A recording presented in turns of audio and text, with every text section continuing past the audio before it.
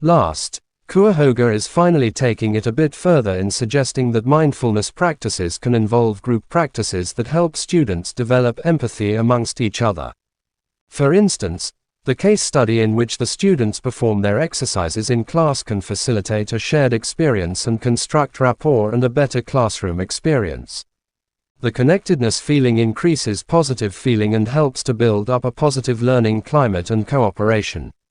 According to SDT, these three psychological needs provide a broad perspective of how mindfulness will produce different positive outcomes in an education setting.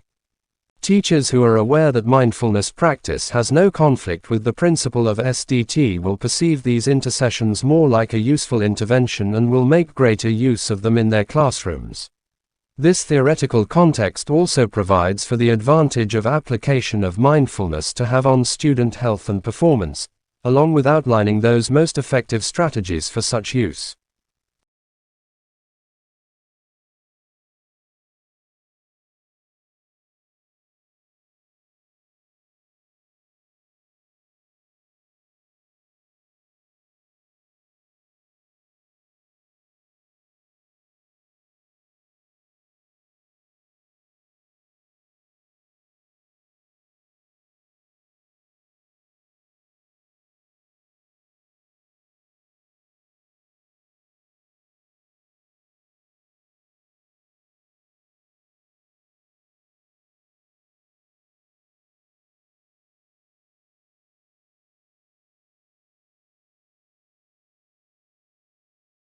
Research is exploratory, which is typical of a research study where there is little or no knowledge.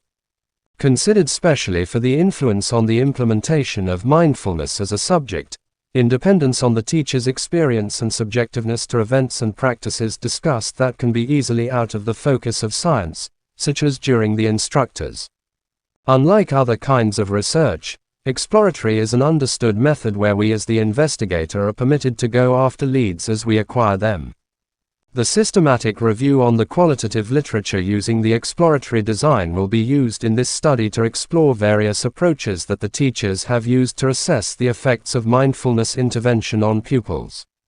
An exploratory approach has been adhered to because the aim of this study does not test a hypothesis or theory, and thus the topic under study can be considered from various perspectives. It also serves as a literature gap and as a pointer to further research that could be carried out. The presented research seeks to bridge these gaps in understanding this topic by doing qualitative meta-synthesis of the multiple studies, reports, and articles published in the last 5 years, and focusing the summary of the findings on the themes and pattern.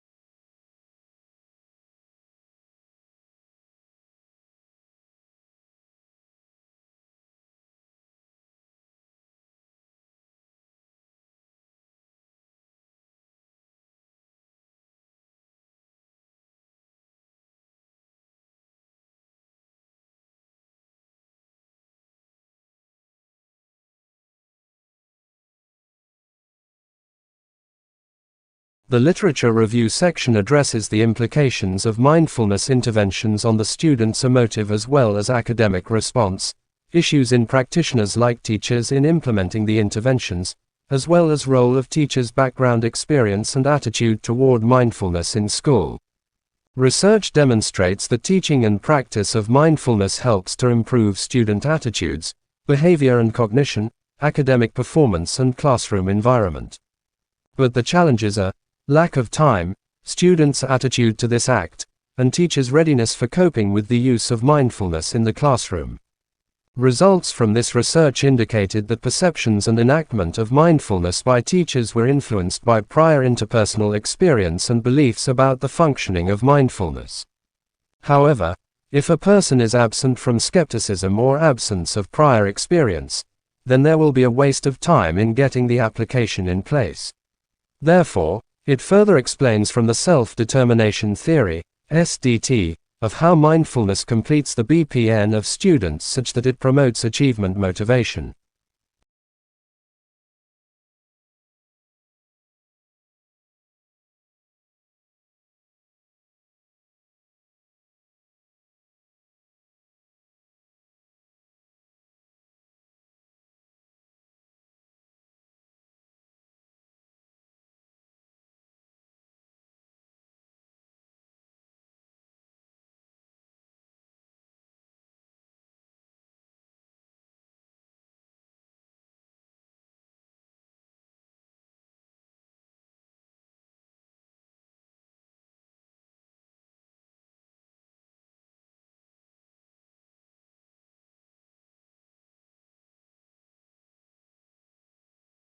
Self-awareness programs can help enhance students' behavior in class according to several empirical findings.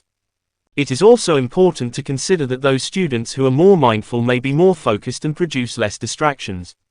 Class teachers have noted that there are lesser incidences of student indiscipline and increased compliance in the class.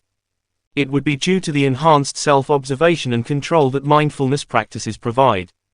Students will be able to control their impulses as well as the way they relate with people and objects when they become more aware of their thoughts and feelings. This is good since it reduces time taken in disciplining students, hence the teacher is more on teaching and the students more on learning. It should be noted that mindfulness interventions have been useful in academic achievement. Through its practice, mindfulness assists students in attention, memory, and executive functions since the practice is constant. Most of these cognitive enhancements are crucial in academic activities because they influence attention, intake of information, and reasoning of the learner. For instance, the exercises that demand the students focus on a given activity for an extended period help in developing the strength to pay attention to tasks for long. With this improved focus, the students have the ability to excel in class practices and exams. In addition, the improvement of memory and its retrieval through the use of mindfulness practice assists students in retaining information and it improve on their performance.